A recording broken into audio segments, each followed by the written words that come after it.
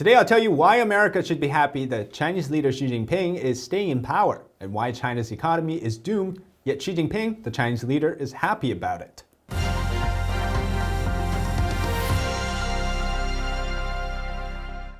Welcome to State of Politics. I'm David Zhang. Thank you so much for joining us today. Chinese leader Xi Jinping is filling his closest circle with loyalists. And by replacing this guy with this guy, Xi Jinping is ready to crack down on the economy and mold it into his vision. You might think, oh no, China is doomed. The leader will ruin everything. You're right. But Xi doesn't think so, and I'll tell you, it's actually a good thing for us too. If it were not the Xi leadership, we would never have witnessed the day when employees of the Chinese consulate would attack someone on UK soil, and then drag them inside the gate of the consulate and not apologize for it. Watch this. I don't attack anybody. I'm the peacefully. That's not true though, is it, Consul General? You pulled the man's hair. Yeah, the man is because he's abused my country, my leader.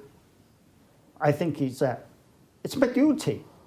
And his boss had an even more aggressive response from the Chinese embassy in Britain. Watch this. Protecting shelter to the Hong Kong independent elements will only, in the end, bring disaster to Britain. Now let's imagine a scenario. America, the year 2035. Western civilizations embracing the so-called China model, what the CCP leaders tout as the way to go. Removing personal freedom and liberty, removing all this voting nonsense and freedom that is too chaotic. Look at China, low crime and bullet trains that leave on time. Let's copy them. Heck, they even have face IDs for buying food. They got it all right. Says the major world leaders. What would that look like? Now, you might not believe me if I dare to say that's the destruction of humanity. But hear me out. If you have watched the news about China for the last 2 years, you know exactly how messed up the whole zero COVID situation is. Yes, these are people inside quarantine cells on the street. And we saw firsthand this week what a world of Chinese communism would look like. The economy would be non-existent. The market told us. Right after the news that Xi is staying in power for 5 more years, the Chinese companies on the US stock exchange dropped 15%, and the Hong Kong Stock Exchange dropped 6%, the worst since the 2008 financial crisis. And not only that, but more and more factories and production lines are moving out of China, fearing the economic crackdown and COVID lockdowns, which aren't ending anytime soon. Foxconn workers who make iPhone parts for us turned to social media this week to express anger toward COVID measures. India and Vietnam are 2 nations on track to become the next destination for companies that need manufacturing, but fear COVID lockdowns. Now, the market fears what Xi Jinping will do to domestic companies and foreign companies alike in the name of communist politics. The markets have shown that they're not ready for the future of China under Xi Jinping. But just imagine. Imagine if Trump didn't start the trade war with China. Imagine if Biden's administration didn't continue the Trump-era competition race with China. Then today we would still be playing house with China. And the exploitation of American technology, intelligence, and the infiltration into US college campuses and institutions would continue. Meanwhile, China would still be on a path towards surpassing the US, one where Xi Jinping called rising east, falling west. The scenario would come true. So it's a good thing we stopped it. Under Chinese leader Xi Jinping, the continuation of zero COVID has gotten the country into a state of economic chaos. People are suffering both physically and mentally. Meanwhile, China's domestic growth slowed, and imagine if the West embraced that China model. Where would we be now? Well, we all better start learning Mandarin. Fortunately, China's aggression under Xi Jinping showed us its true colors. Instead of peaceful diplomacy, we got wolf warrior diplomacy. Aggression is synonymous with the Chinese Communist Party now. And we saw the attack on the man in the UK, and CCP diplomats didn't even apologize for it. America would not have woken up. None of this can be done without a mean bad guy leading the Chinese Communist Party, right? Because many people are still seeing that China is what exactly China looks like under the CCP regime now, which they wouldn't have before. Now, we don't want to live in a country managed like China today. And for that reason, a Western-loving Xi Jinping, or any other CCP leader for that matter, would actually be a bad news for the West. And the leaders of the West and its biggest corporations which all helped build China into the Frankenstein monster economy it is today, would all place their fortunes there. A friendly communist China becomes the worst possible scenario. Now, but you might ask, is that so bad? Everything will be made in China. The green solar panels, every last one of them, would be made there. Why not? China is cheaper, has the capacity, and has the best ports in the world. And together we can fight climate change with China. Your house lumber, your kitchen appliances, and your Tesla-killing Polestars will all be made there, shipped to the United States nearly duty-free, using China's Costco shipping. America would cease to exist then, right? The world would fall to China. And all of this happens the day Xi, or any Chinese leader for that matter, starts to sound like the leaders in Brussels or Washington. China will win in every way. And we already know what that looks like. Now, multiply it by 10. If the CCP took over the US, we would not be having talks about gay rights or pride parades, or even talking about which movies we think is too woke. We'd all be watching the communist blockbuster. Now, you wouldn't want the right to protest or own guns. You can't even own a cleaver, or even have the ability to think freely, or have presidential debates, voting rights. Please. My answer to this is that we have to understand ideology, specifically Marxist communist CCP ideology. Their sole existence today is to destroy the United States and establish a CCP model around the world. And they do not seek coexistence either. And they will take away your rights to do what you might think is natural, but to them is actually the opposite. Now, this is why I really appreciate the reality that we currently have, which we should be clear and cheering for, which is that Xi is acting like Mao Zedong, acting like Stalin. Just this week, he visited the city of Yan'an, where the famous 7th CCP Congress was held. In 1945, Mao Zedong established himself as the core of the Communist Party, cementing Mao Zedong as the absolute authority over the CCP. And it brings up an important point. Mao and the rest of the CCP leaders after him had one thing in common. They were anti-America. We even say that the CCP's external goal today is to defeat America. And I think the latest message from China is from Xi Jinping, where he says there are various challenges facing China today, but he's directly implying that America is involved in creating those challenges for the CCP. So Xi's visit to Yan'an City signals the path that he is leading the country, and that means to us, China will bring back political struggles, political purge campaigns, and in Xi's words, quote-unquote, self-revolution. On the outside, he will also project strength in militaristic ways, such as trying to attack and invade Taiwan, while trying to compete against the US on high technologies like semiconductor, AI, 5G, etc. Will we see man-made famine, starvation, murder, and red guards all over again? That's quite possible.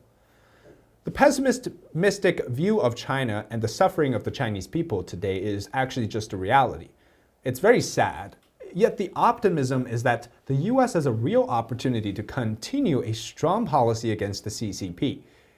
Because the Chinese economy will topple, and in the US-China competition, the race will shape up to favor the US. The recent Commerce Department says so. Export restrictions on US computer hardware sold to China means that every American tech company will no longer have to slave over China and its market interests. And now you might be thinking, well, shouldn't a Chinese leader worry that the economy is bad? She hates the economy. In particular, the way the economy would liberate China from the CCP's control. The ideologies of communism would topple if people are given autonomy over their wealth. Only Chinese people who are starving physically and mentally would surrender their will to the CCP. Those with clothes and are fed begin to think otherwise. The CCP made that mistake in 1989, and they gave students too much freedom to think. What did they do? They started protesting. And the regime saw the largest protest in its modern history in Tiananmen Square. And instead of negotiation, they just came out and crushed them. And this is why the CCP has cracked down on every single religious group since it took power in 1949. Religions offer the alternative to communist ideologies for people, right? And that's not good. It is not the Chinese people that we're actually against. It's rather the regime that seeks to replace the people as somehow the representative of China. And Xi Jinping is actively pushing the regime to its demise this way by ruining its economy. So I've repeatedly said that this is worthy of celebration. Last week, for the first time, we actually witnessed the brutality of the Communist Party, and it was in Beijing. I think you all watched it with fear and shock too. So let's quickly get you up to speed. On Saturday, the CCP concluded its 9th Congress, which means that they elected, last Saturday, the members of the 20th Party Congress, including 7 members of the Politburo Standing Committee, which is the highest ruling circle in the party. Of course, Xi was quote-unquote re-elected as the paramount leader, and he filled the circle with all of his loyalist friends, and now he's called a core leader, or people's leader. And during the closing ceremony, this happened, caught on camera. Former Chinese leader Hu Jintao was shockingly escorted out of the party congress in the Great Hall of the People right in front of reporters. And seated beside Xi is Premier Li Keqiang, who is told to retire next year.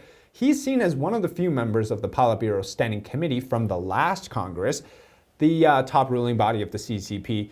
He's one of those who wish for a Western-leaning economic reform to continue. And he stares unblinkingly here into space, as if the world is just doomed right before our eyes. Even as former top leader Hu Jintao is dragged away at the command of Xi Jinping, others could not dare to make a move.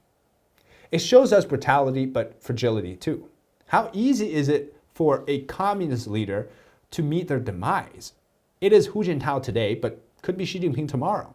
And that worries Xi Jinping. He's focused on 2 words for his most recent speech, which is stability and security. But exactly security from what? Xi Jinping's doing everything to kill the economy in China, like we said, for the sake of stability and security. Meanwhile, Xi Jinping elevated his top zero-COVID policy official from Shanghai, the man who was responsible for locking down the city for 2 months, to the number 2 position to replace Premier Li Keqiang. So Shanghai's party boss Li Qiang is replacing Li Keqiang. It's confusing, right? The confusion in the name is to be expected, yet Li and Li, they're not the same. Li Qiang, the replacement for Li Keqiang, is brutal and merciless. He executed Xi Jinping's vision perfectly, surrendering the freedom of the people of Shanghai in 2 months for extreme torture, physically and mentally locking them down. He shut down the city's economy completely. His predecessor, Li Keqiang, at least appears to favor economic opening up. Li Qiang, however, gained the trust of Xi Jinping quickly. As zero-COVID becomes a new norm in China, it also signals the importance of people like Li Qiang plays in the Xi loyalist circle to be placed in the number 2 seat. Because of this, we can say clearly that China is walking backward. In an age around the world where global connection, liberal exchange of ideas, currency, and values exist, China under Xi Jinping is walking back to the early 50s, where you see the Cultural Revolution, extreme state control take hold in China. And Bloomberg reports that under the new Xi loyalist circle, tech companies in China will suffer. And Xi has already said that China faces a problem of, quote, disorderly expansion of capital. So that's a price tag of $1.5 trillion. But Xi's claim of disorder comes from tech giants with too much money. And with money comes influence and power. For regular people, that's thinking about freedom. For corporations, the ability to influence. But nobody can have more power in China than the CCP, right? This applies to both foreign and domestic companies. Now the dream to make it in China as an American company is pretty much dead, and you can sleep well at night knowing that very soon your 401k won't be going to China again, and soon mega conglomerates get their stuff from China, will have to leave or look somewhere else for their supplies. Xi Jinping is, like I said, accelerating the destruction of the Chinese economy. In the traditional definition that we know, the economy is one where money flows, that people thrive. Yet inside the Communist Party, now under Xi Jinping's complete control, the economy takes a new definition. Hear me out. It serves not the people, but the state and the party first. The new Chinese Communist Party sees capitalism as the enemy of the communist ideology, and in Chinese writings, they view the loss of ideology as what ultimately drove the Soviet Union to its destruction. And the fall of the communist spirit is dangerously tied to the rise of free thinking. And you should once again feel happy, as we said in the beginning, that the government of China is showing its true colors to us, for us to recognize that we've been friends with the enemy for so long, for us to know that China is a looming threat, perhaps the worst we've seen. But rest assured, what Xi is doing is accelerating the fall of the Communist Party in China, and hey, Xi Jinping will tell you that China, what they're doing is real democracy. So to each their own, I guess. Thanks so much for watching today's episode. This is State of Politics, and I'm David Zhang. If you enjoy the content, make sure to like, subscribe, and comment below what you would like to see next. Thanks so much for watching today. Take care. Bye-bye.